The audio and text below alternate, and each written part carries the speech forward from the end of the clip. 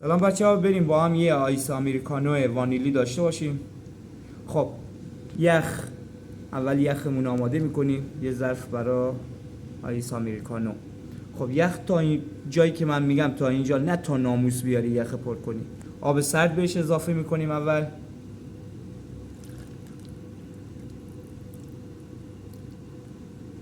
همین اندازه کافیه آب سرد. خب بعد 2 شات دبل اسپرسو رو اضافه میکنیم به وانیلمون. خوب همش میزنیم.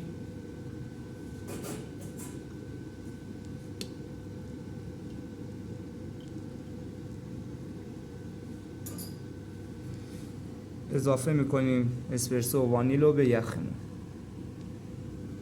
یه همچین چیزی میشه خوراک تابستونه، آیس امریکانو وانیلی.